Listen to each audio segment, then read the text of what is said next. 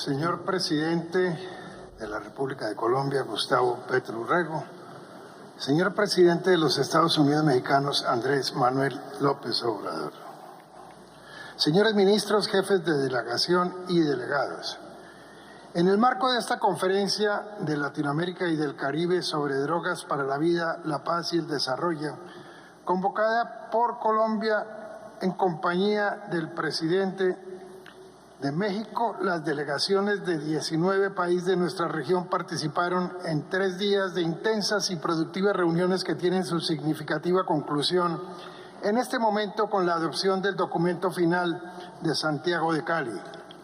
Este documento refleja el compromiso común de los países hoy aquí representados de abordar de forma integral, multidisciplinaria, equilibrada, amplia, basada en evidencia científica y de forma efectiva del problema mundial de las drogas, atendiendo sus causas estructurales.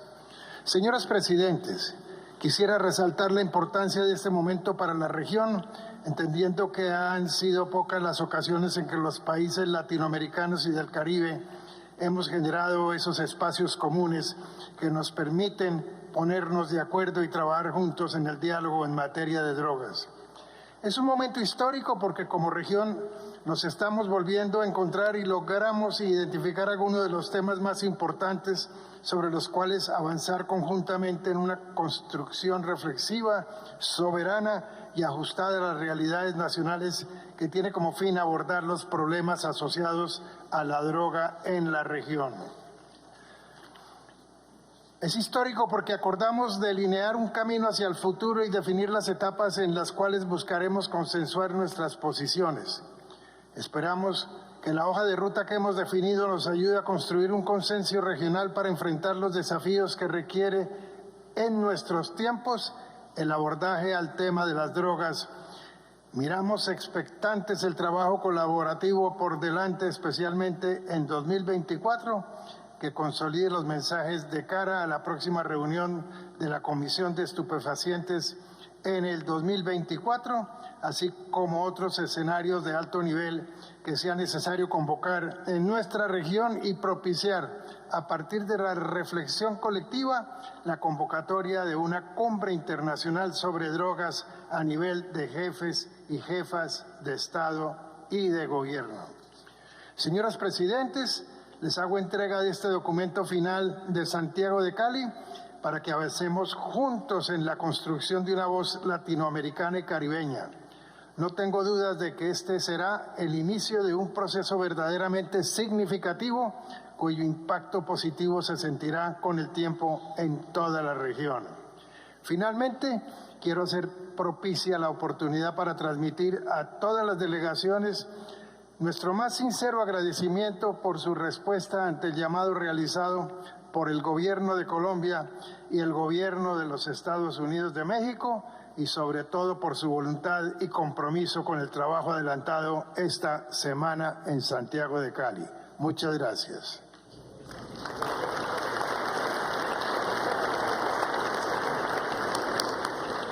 Muchas gracias, canciller. A continuación escucharemos a la señora secretaria de Relaciones Exteriores de México, Alicia Bárcena. Distinguidos presidentes Andrés Manuel López Obrador y Gustavo Petro, estimado canciller Leiva, colegas, amigos y amigas, México reconoce y agradece el esfuerzo de todas las delegaciones participantes para lograr este documento final y las ricas contribuciones que han hecho. Lo mismo para las organizaciones de la sociedad civil y de las Naciones Unidas. Gracias al pueblo y gobierno de Colombia y a las autoridades de Santiago de Cali por su generosa anfitrionía. Permítanme destacar los 10 puntos de este documento que hoy acordamos. Primero, se reconoce el valor de las convenciones internacionales en materia de estupefacientes y sustancias psicotrópicas y su tráfico. Segundo, se analizaron los acuerdos en los últimos encuentros internacionales y ver cómo se pueden ajustar a las nuevas prioridades. Tercero, se reitera la necesidad de contrarrestar de manera integral las consecuencias del problema mundial de las drogas y las causas estructurales, primarias, de desigualdad, pobreza, falta de oportunidades y violencia. dar prioridad al desarrollo, con énfasis en las poblaciones en situación de vulnerabilidad, con proyectos de vida sostenibles y viables, acordes con las realidades de nuestros países. Fortalecer los factores de protección comunitaria, pero sobre todo lograr el tránsito hacia actividades lícitas, sin renunciar al compromiso internacional de afectar el tráfico ilícito de drogas. Cuarto, se trata de cambiar el paradigma, reconociendo el fracaso de la guerra contra las drogas y identificando cuáles son los temas que debemos abordar con un nuevo paradigma. Se trata de implementar políticas para reducir la demanda a través de prevención universal, selectiva e indicada, con atención a la salud mental, a sus adicciones, a la intervención temprana, al tratamiento, a la atención, la rehabilitación, la recuperación y, sobre todo, afinar nuestros programas educativos con campañas donde participen los propios jóvenes. Muy importante para todos y para México en particular, romper los nefastos vínculos entre el tráfico ilícito de drogas, la delincuencia organizada transnacional y especialmente el tráfico de armas de fuego y municiones, que son la otra cara de la moneda de la delincuencia. Y la tala ilegal, la trata de personas, el tráfico ilícito de migrantes, el lavado de activos y la corrupción. Por supuesto, el medio ambiente, porque fíjense que por cada kilogramo de metanfetamina se generan 10 kilos de residuos químicos. Entonces se trata, el noveno punto, es esencial contar con la comunidad internacional, pero denunciamos la estigmatización de nuestros campesinos y nuestros migrantes. No son traficantes, son trabajadores en busca de oportunidades. Finalmente, destaco que se acordó crear un grupo de trabajo de seguimiento integrado por todos los estados de la región con el fin de avanzar en una construcción reflexiva y ajustada a las realidades de cada país para abordar el problema mundial de las drogas sobre la base de este documento. Y ojalá crear una alianza latinoamericana antinarcóticos, como lo sugirió Bolivia. Se trata de construir una visión común a partir de las reflexiones de este grupo y llegar, por cierto, a la Cumbre Internacional de Drogas en 2025 con una visión común. Y termino parafraseando al colombiano más mexicano, Gabriel García Márquez, porque en su discurso de recepción del Premio Nobel de Literatura en 1982 dijo: la interpretación de nuestra realidad con esquemas ajenos solo contribuye a hacernos cada vez más desconocidos, cada vez menos libres, cada vez más solitarios. Por ello, México y Colombia nos esmeramos por construir un entendimiento, una visión progresista y acciones netamente latinoamericanas y caribeñas sobre esta problemática. Muchas gracias.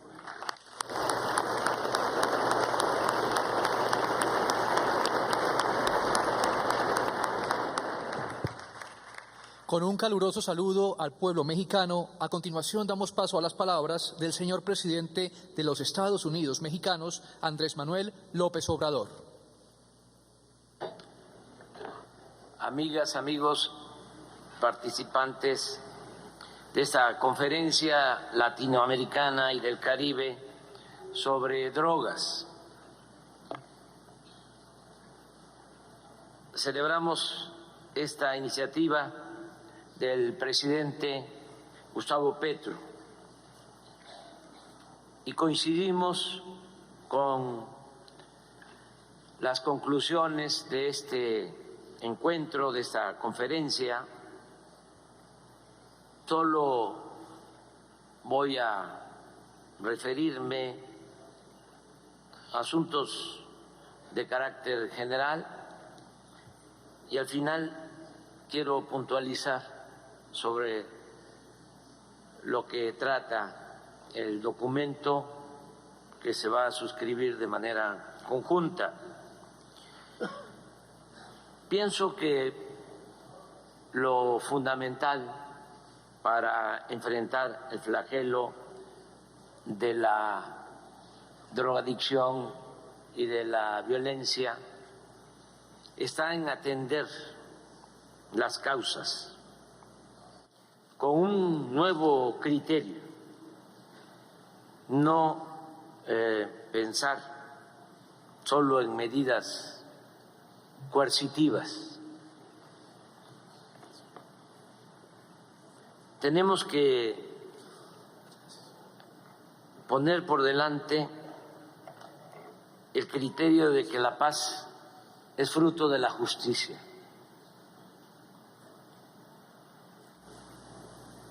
Tenemos que luchar primero contra la pobreza, contra la desigualdad,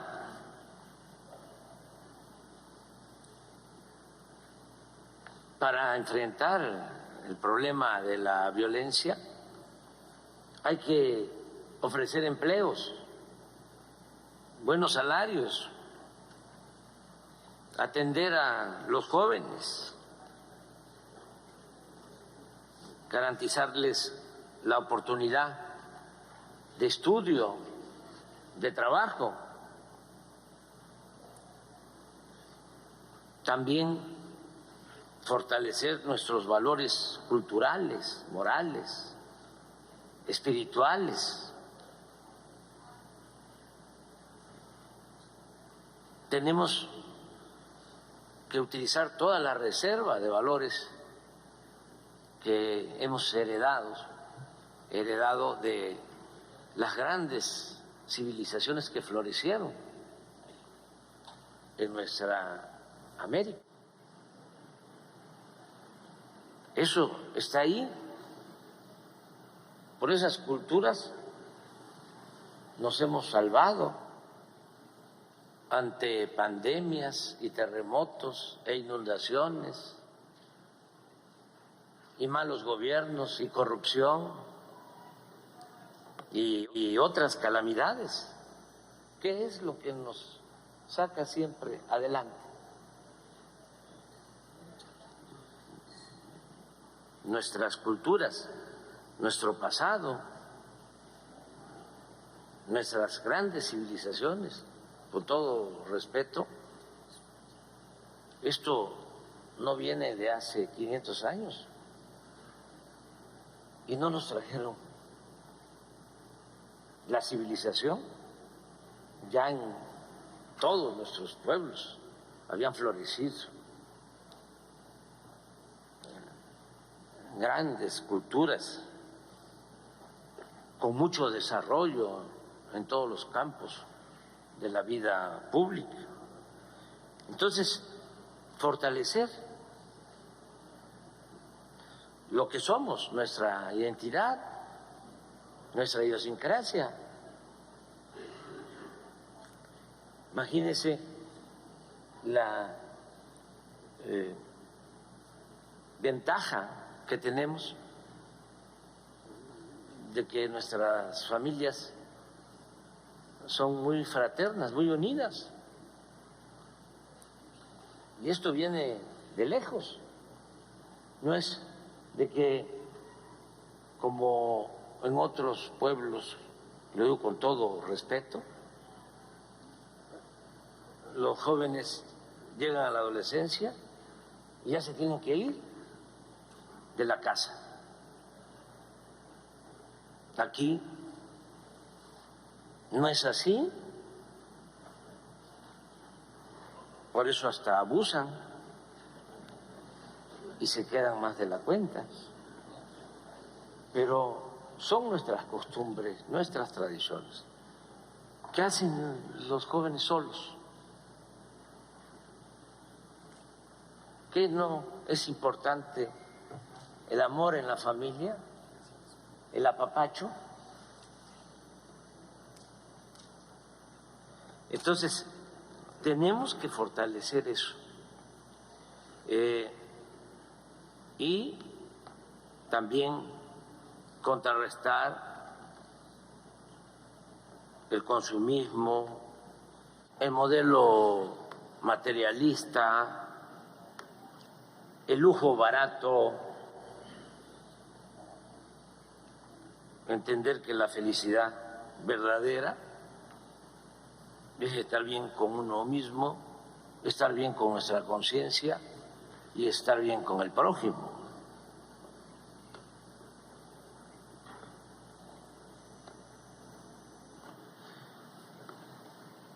De modo que tenemos que fortalecer todos estos valores y enfrentar el modelo que han venido imponiendo, individualista, que no nos ayuda en nada. Pienso que, aunque no sea un problema nuestro propiamente, o que no nos afecte de manera directa,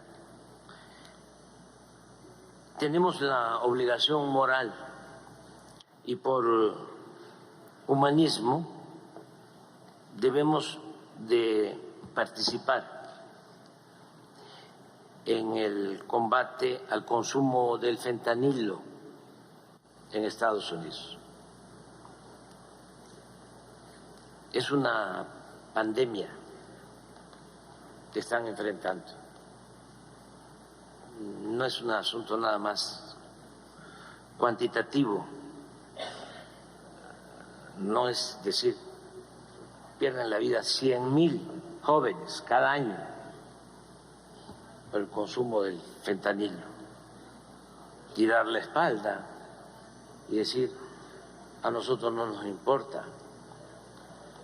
Tenemos que actuar con humanismo y entender que, independientemente de nuestras diferencias, por encima de banderías partidistas y de posturas ideológicas, están los derechos humanos.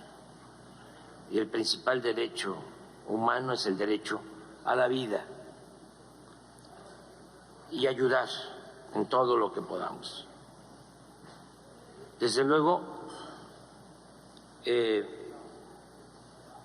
hacerlo con respeto a nuestras soberanías y también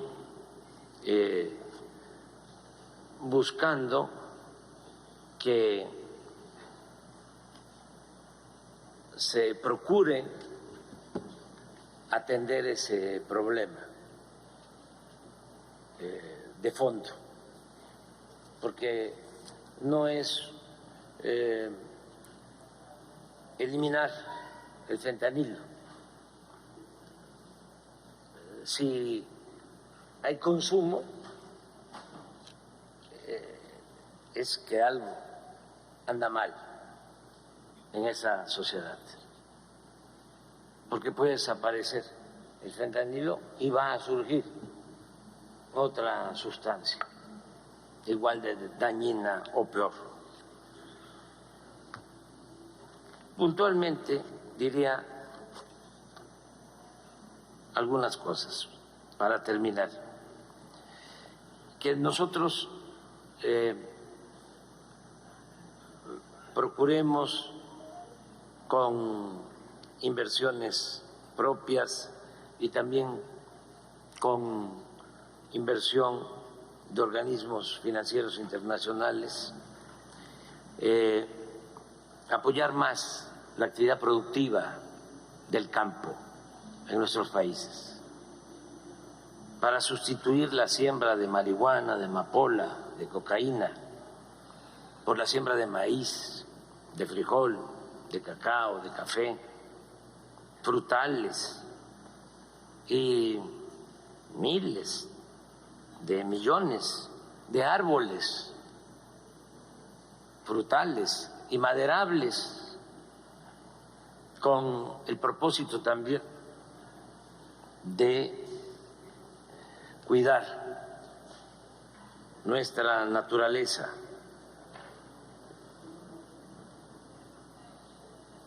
Nosotros tenemos en México un programa que se llama Sembrando Vida.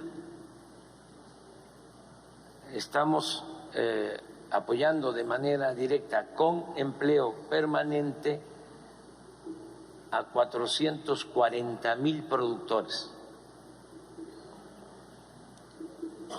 que se les entrega un subsidio para que cultiven sus parcelas, sean ejidatarios, comuneros, pequeños propietarios, y que siembren árboles frutales, maderables, ya en más de 1 millón de hectáreas.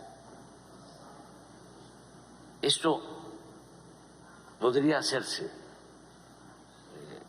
para recuperar la selva tropical y como un plan de reforestación. Significa también dar empleo, ocupación.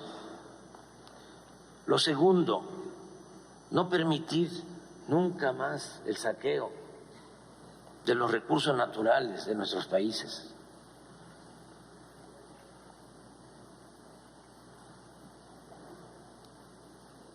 Más que una pandemia, una peste es la corrupción.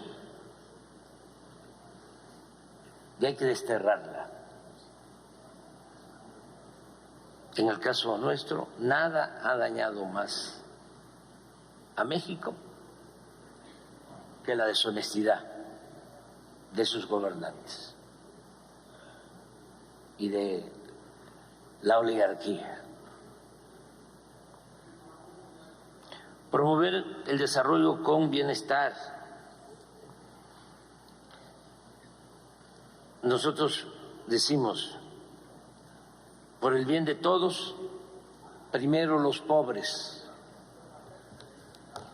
Hay que atender a todos, hay que escuchar a todos, hay que respetar a todos, pero hay que darle preferencia a los pobres, a los más necesitados.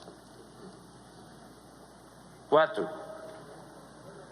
evitar la desintegración familiar. La familia es la institución de seguridad social más importante que tenemos. En la izquierda hemos cometido el error de dejar el tema de la familia a la derecha, al conservadurismo, y nosotros nos ocupamos de lo comunitario, de lo colectivo, de lo social. No, tenemos que comenzar todas nuestras acciones pensando en una sociedad mejor desde las familias. Y lo otro que es también básico, atender a los jóvenes. En el caso de nuestro país es muy vergonzoso que nunca se hizo nada por los jóvenes. Lo más destacado fue que en el sexenio pasado se acuñó la frase discriminatoria de llamarle a los jóvenes ninis, que ni estudian ni trabajan.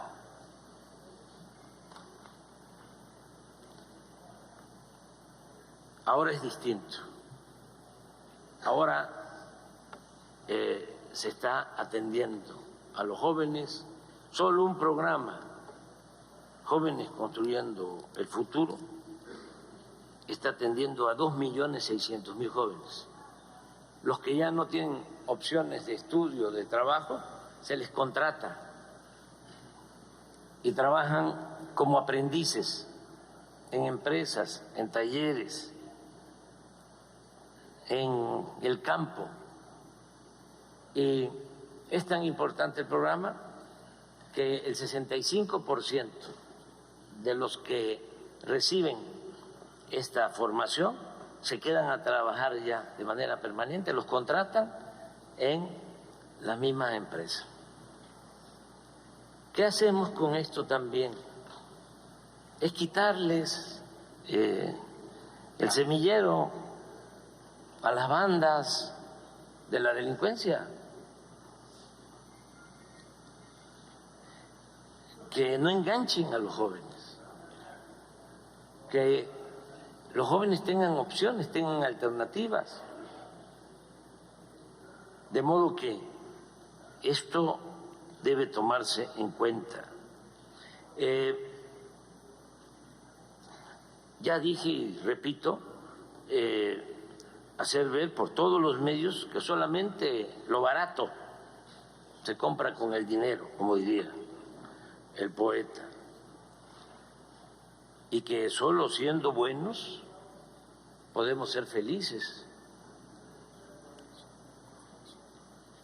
Nada de el modelo de las series famosas, de las muchachas y los muchachos guapos, y de las residencias, y de los carros de lujo. Hay que mostrar la otra cara de la moneda, como el que consume fentanilo pierde la vida en 6 meses y se quedan chimuelos y andan como zombies, pero de eso no se habla ni se difunde nada en los medios de comunicación convencionales. Todo lo pintan color de rosa. Entonces, sí es importante informar. Y para el caso nuestro, para el caso de nuestros países, orientar mucho, porque imaginemos si aumenta el consumo de fentanilo en nuestros países, sería terrible. Entonces sí hay que prevenir y hay que orientar mucho. Por último, el presidente Petro lo sabe muy bien y lo aplica. No debemos optar por el uso de la fuerza, no a la guerra.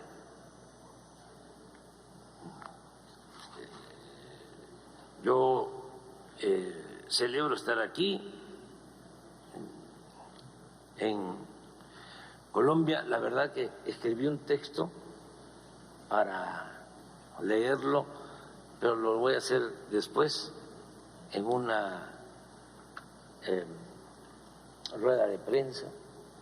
Estuvimos platicando, presidente Petro. Es nuestro hermano, nuestro compañero, el presidente Petro, y fue una bendición para Colombia el tener a este presidente.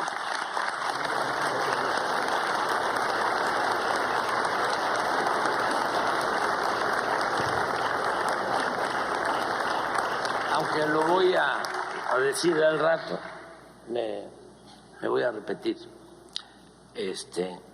Ayer me comentaban de que antes en Colombia se decía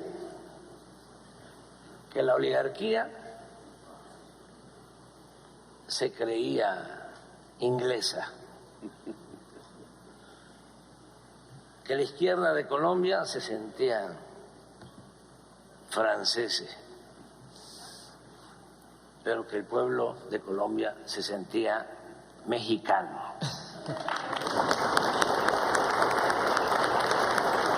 Muchas gracias.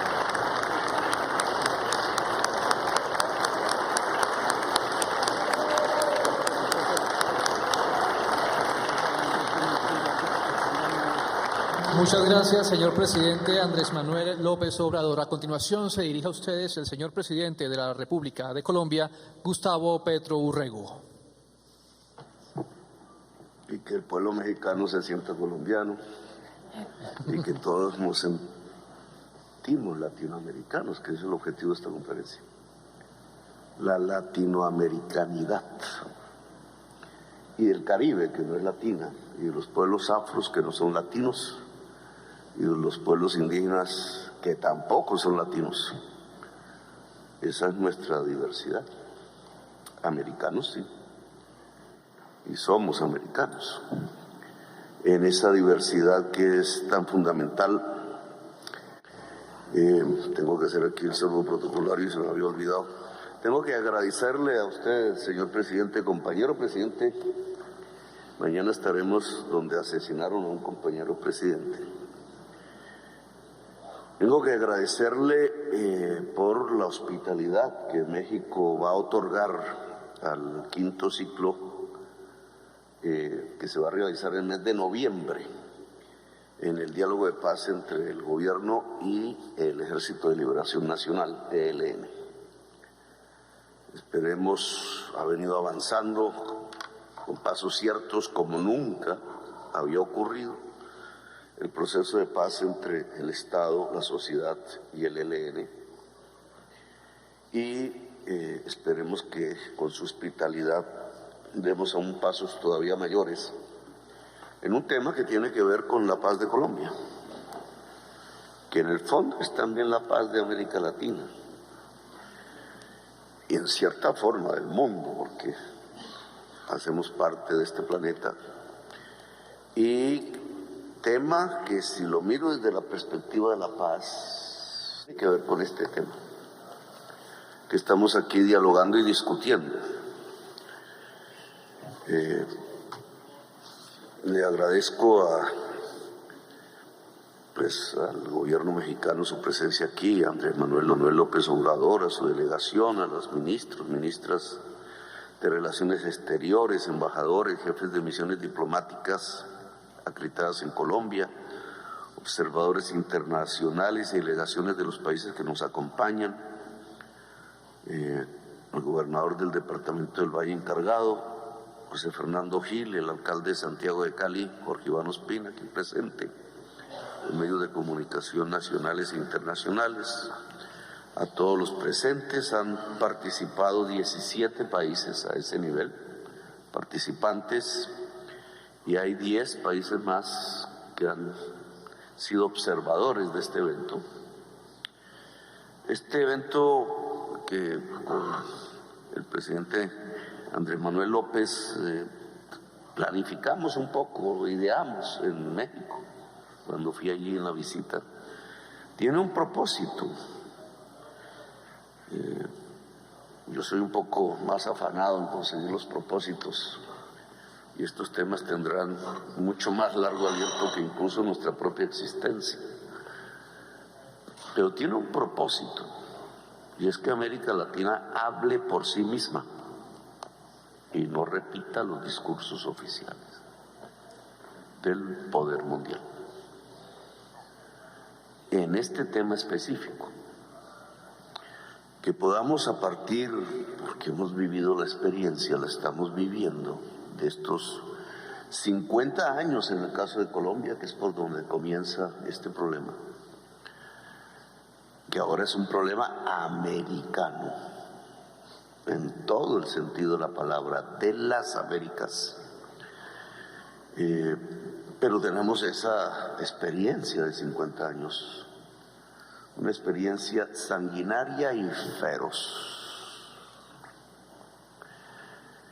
Y se empieza a repetir desde hace algunas décadas en otros países, México.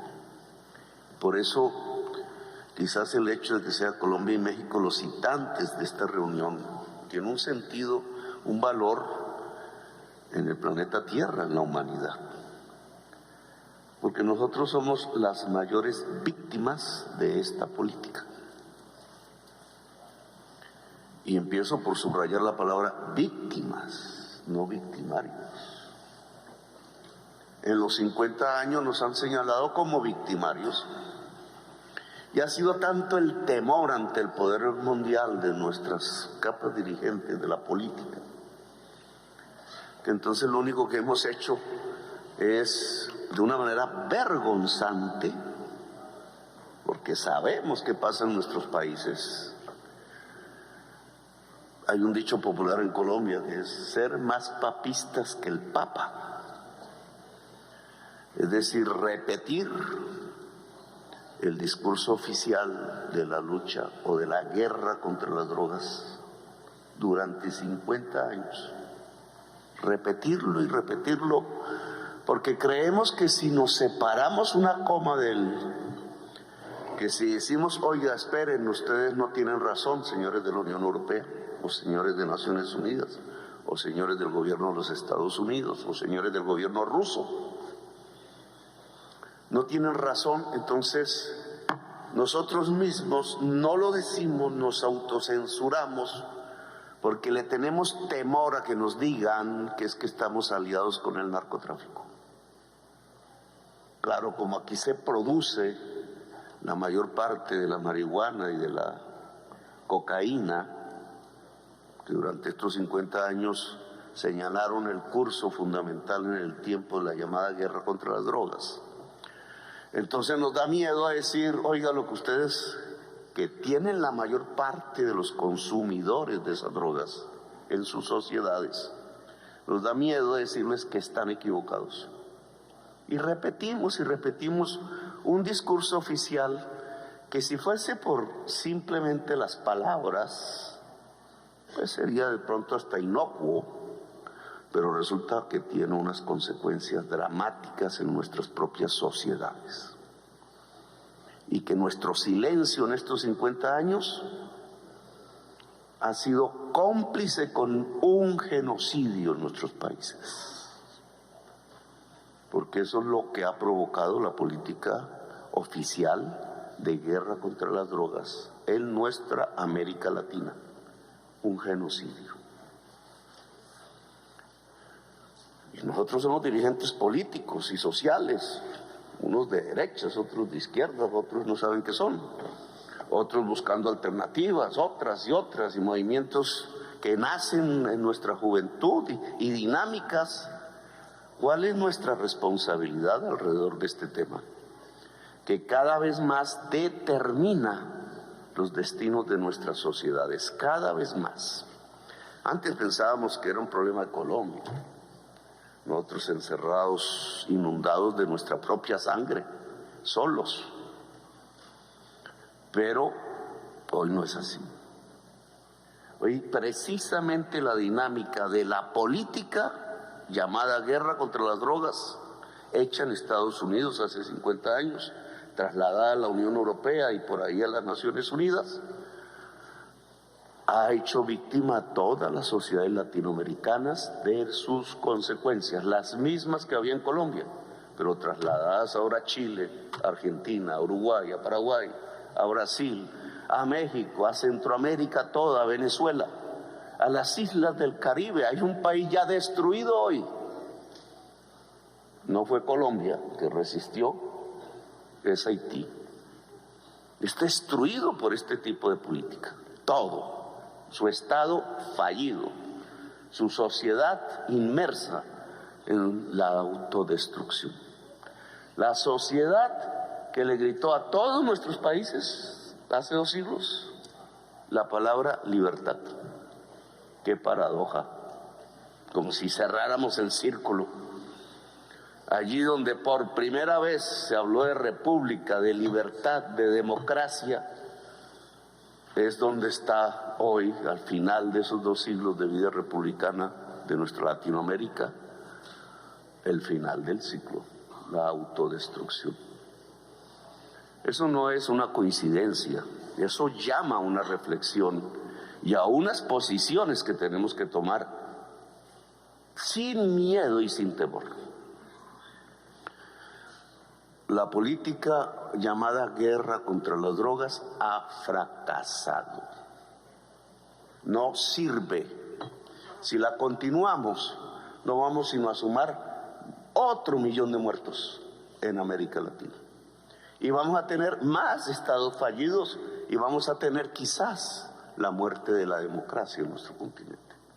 Quizás. Y voy a tratar de explicarme.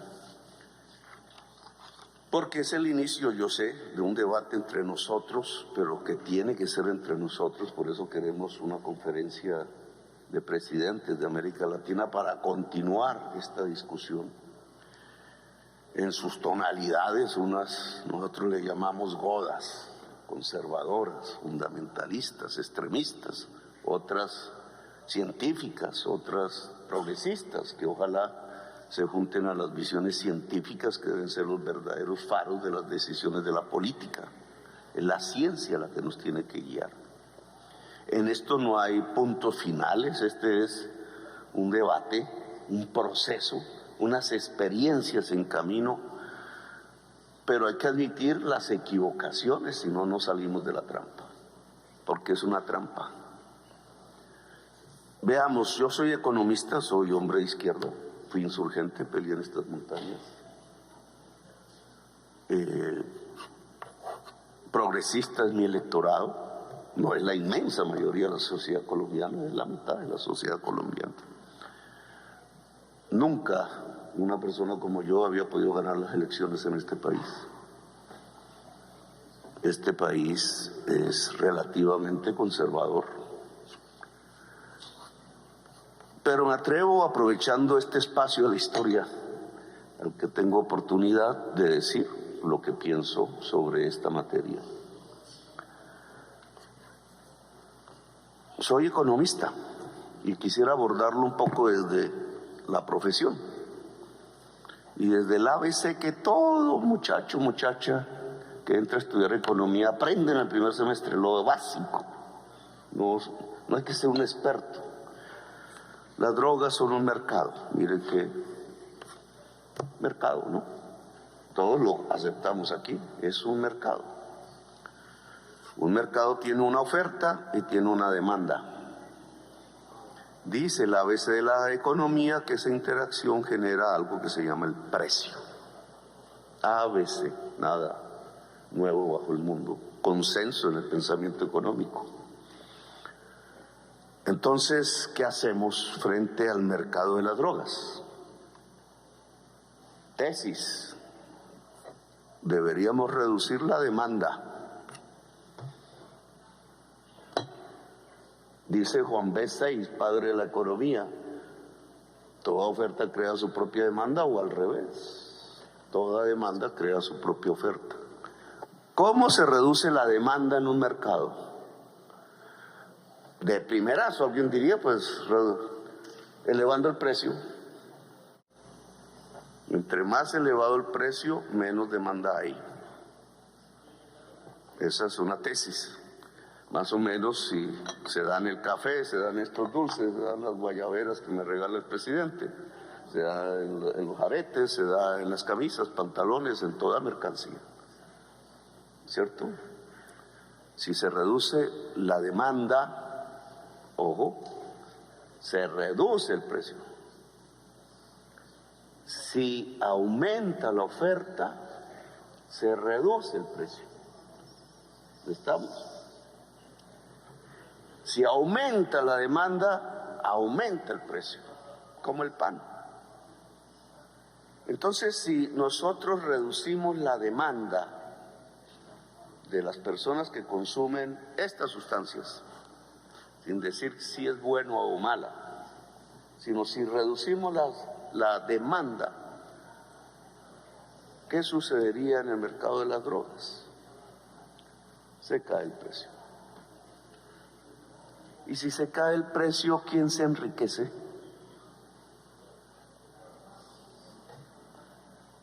Quizás nadie, incluso todos quebrarían del lado de la oferta. Se acaba el narcotráfico, amigos y amigas. Para acabar el narcotráfico hay que reducir la demanda. Ahora, la demanda se reduce en el caso de las drogas a partir del precio. ¿Es el precio la variable que mueve el consumo de las drogas? De tal manera que si yo elevo sustancialmente el precio, ¿se acabaría la demanda? ¿O al revés? No. La demanda por drogas depende no del precio, depende de unos factores, y ahí el problema. Según la ciencia, de gentes que se vuelven adictas sin saber, incluso todavía no se sabe por qué una persona se vuelve adicta al alcohol y otra consumiendo el mismo alcohol no. O al café, que tiene cafeína. No. Hay adicciones que habría que, desde la ciencia, mitigar. Tesis discutidas en la Bogotá humana. Las adicciones crecen porque hay falta de afectos en la sociedad, es decir, de amor. ¿Cuál es el antídoto contra el consumo de drogas? El amor. Mire qué diferente el discurso oficial al que estamos pronunciando. Sociedades que se van quedando sin amor, que van rompiendo las comunidades porque hay que competir, y entonces el hombre del éxito y la mujer del éxito, y lo que ven por los comerciales. ¿Cómo es un hombre de éxito, Álvaro? Más o menos así como Álvaro. ¿Cómo es una mujer de éxito? ¿Cómo le venden a uno eso en la cabeza?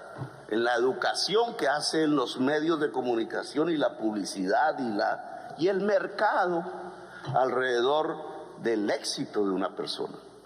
Se van rompiendo las familias, va haciendo la soledad. La soledad aparece como el factor de mayor producción de consumo de drogas. Las sociedades con más soledad son más consumidoras. ¿Es la mexicana la más consumidora? ¿Es la colombiana? Pues no es si nos arriba una calle y los muchachos y las muchachas están mirando entre sí. Vayan a una calle en Bruselas o en Nueva York, ¿y qué encuentran? La experiencia de andar en una calle bogotana o caleña, o una calle norteamericana o Norteamérica de los Estados Unidos, es totalmente diferente. Y no simplemente por culturas, es porque así lo produjo un sistema económico. Antes los franceses bailaban alrededor del vino, que es una droga, y sus fiestas eran enormes en los pueblos franceses. Hoy no hay sino soledad. El capitalismo, en su fase más tardía, llevó a las sociedades que hoy consumen drogas a la soledad, y por eso consumen drogas. La droga reemplaza la falta de afecto y la soledad. Pero esto no se puede hablar entonces. ¿Por qué? Porque la política oficial no está en este mercado en recortar la demanda. Esta es en recortar la oferta y a la fuerza. La demanda no está aquí en la política oficial. Y miren las cosas que se van produciendo en estos discursos que se vuelven como verdad cierta y que son simple hipocresía. Recortar la oferta por decreto y usar el Estado para acabar la oferta.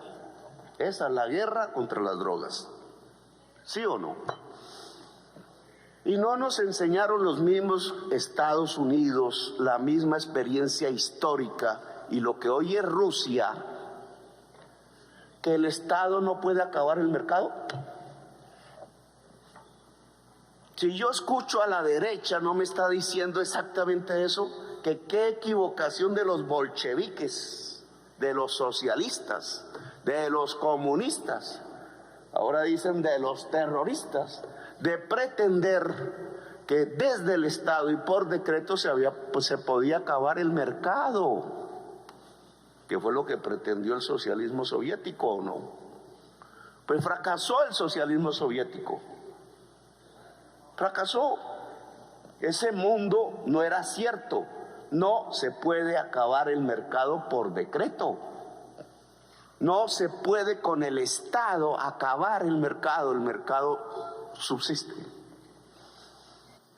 Lo cual significa que el socialismo no se construye desde el Estado, pero bueno, esa es otra discusión. Si esa es la experiencia histórica que hemos vivido en el siglo XX, si la ilusión del socialismo soviético desapareció en el 89 y nos convencimos nosotros y todos que el Estado no puede acabar el mercado, ¿cómo es que aquí en esta política de guerra contra la droga nos dicen que el Estado puede acabar el mercado? ¿No es una contradicción en los términos? Oiga, si la Unión Soviética se acabó, ahora nosotros pretendemos que el Estado acabe la oferta por decreto, usando los fusiles, los militares, las naves.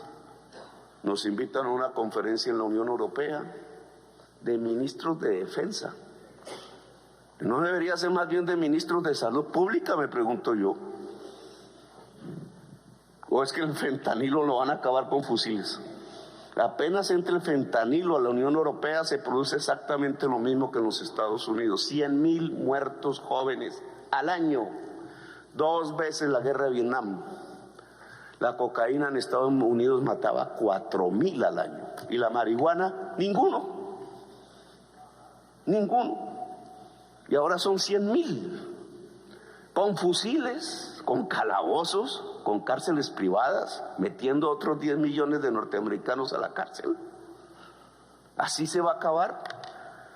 Pues esta guerra pensada así, contra toda evidencia, ha fracasado. Ha fracasado.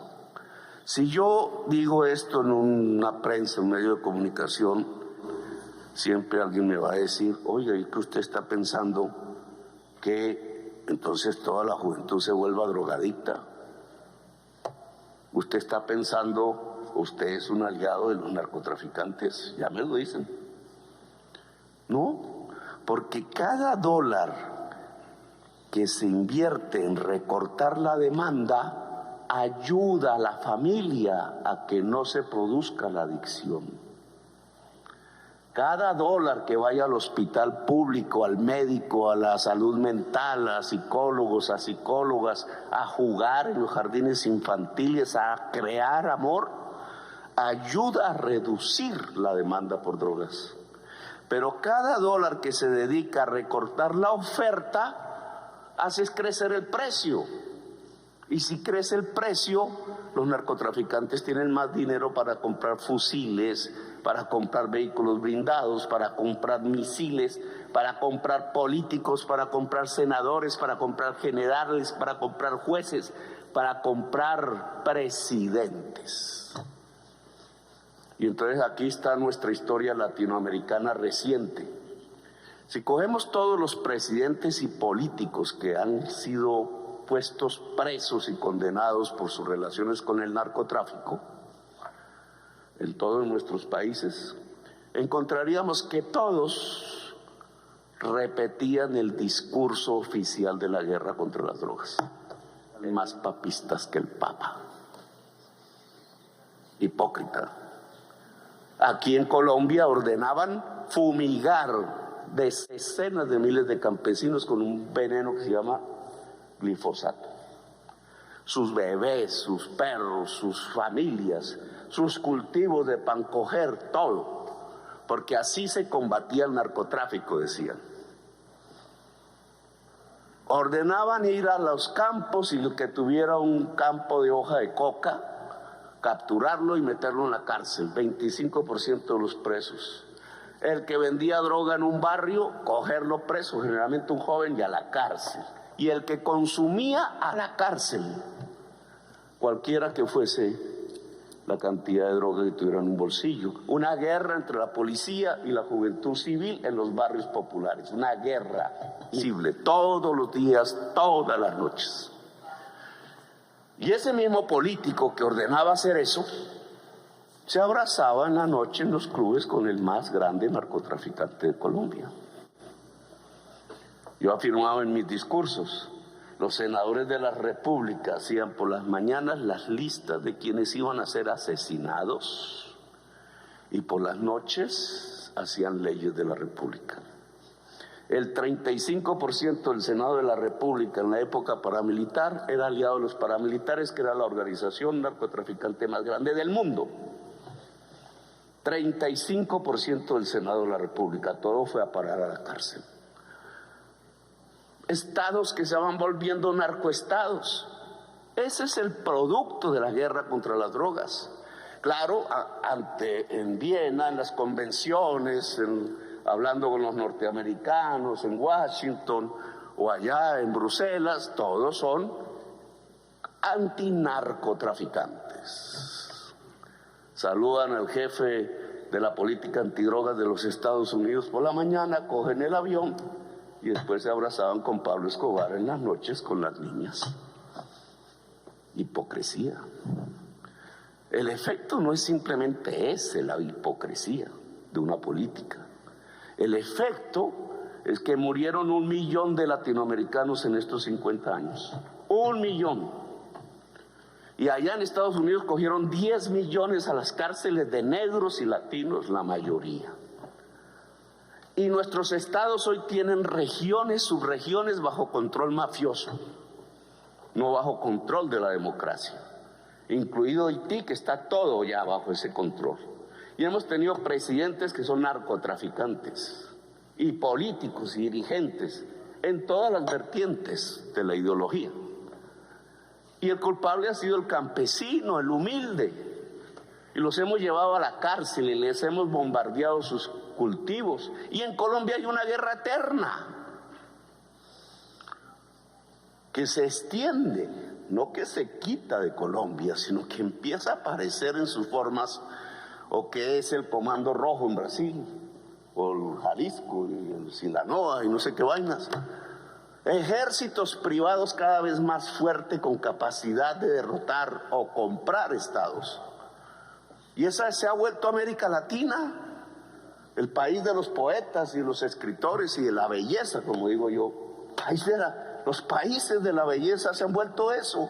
Ese es el resultado de una política desastrosa y equivocada, a la cual hay que ponerle punto final.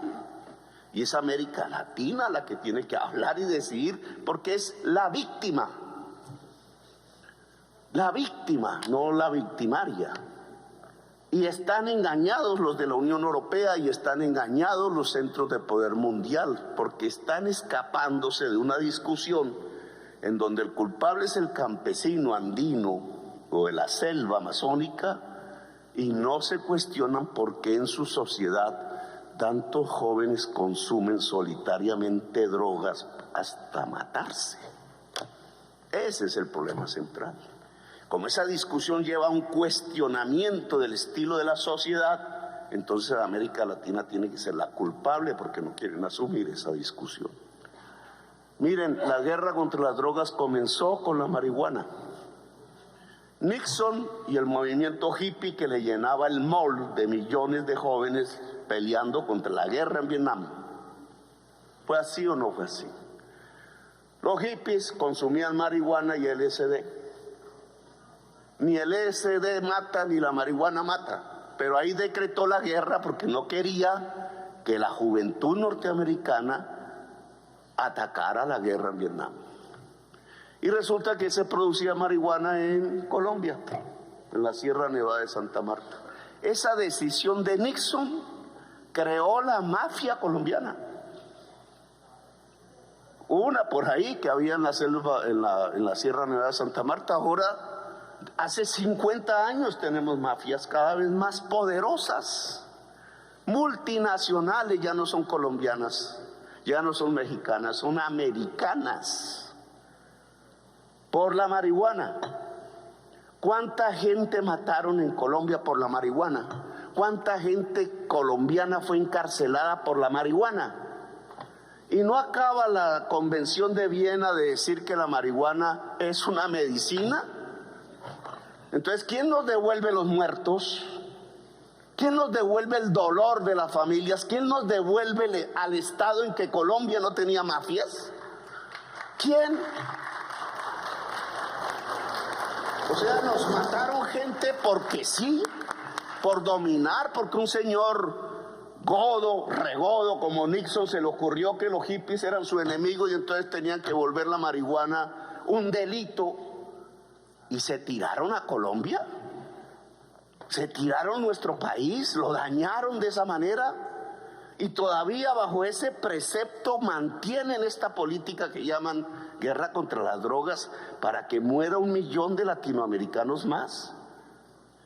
Ya en perspectiva, en 50 años, el fentanilo les mataría 5 millones de norteamericanos. Y habría otro 1 millón de muertos latinoamericanos. ¿Y cuántos millones presos? Fracasaron. Eso no sirve. Así no es.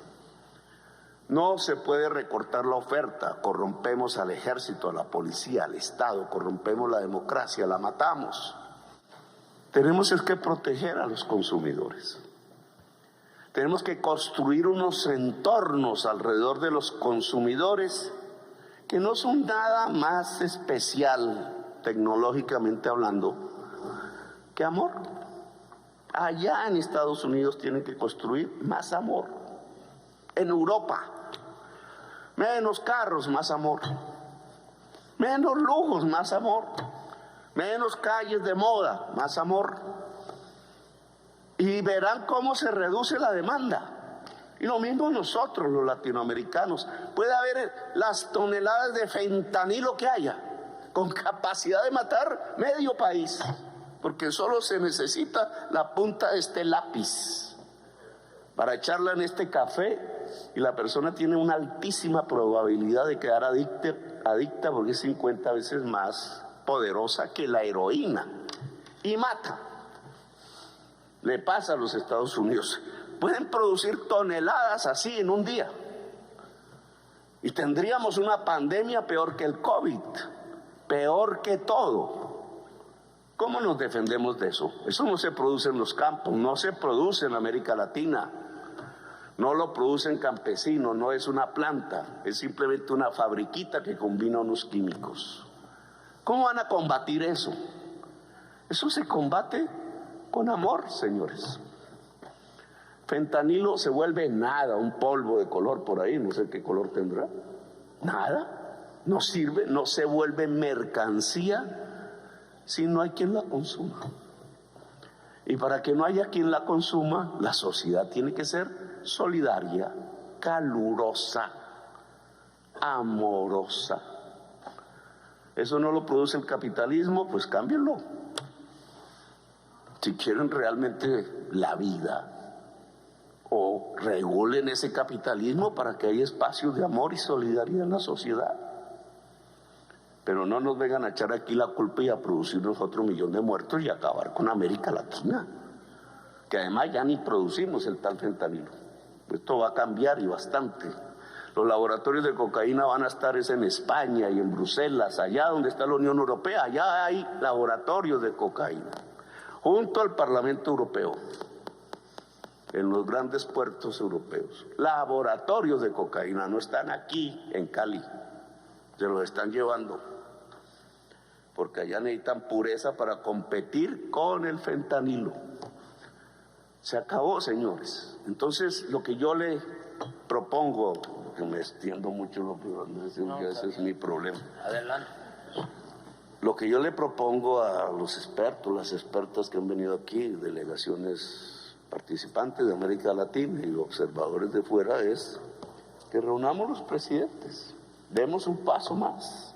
Lo que yo propongo es tener una voz diferente y unificada, que defienda nuestras sociedades, nuestro futuro y nuestra historia, y dejar de repetir un discurso fallido que ya fracasó. Sin vergüenza, sin vergüenza. Es lo que significa la palabra. ¿Por qué? Porque no tenemos nada que ocultar. Porque los que han cometido los errores no somos nosotros realmente. Los que hemos puesto la sangre somos nosotros. Los que hemos puesto el dolor somos nosotros. Los que nos han destruido la belleza somos nosotros. La ilusión somos nosotros. Allá también hace 50 años, como en una paradoja, allá en La Moneda mataron a un presidente. porque tenía una ilusión y hizo ilusionar a su pueblo con la justicia social. Ahí acabaron un camino que hasta ahora retomamos. Por eso mañana estaremos allá, para decirle al pueblo latinoamericano que es el momento de reconstruir la ilusión y la esperanza, y no es repitiendo guerritas y guerras tan sanguinarias y feroces y tan equivocadas como la mal llamada guerra contra las drogas, mirando las drogas como un problema militar y no como un problema de salud de la sociedad. Gracias, muy amable.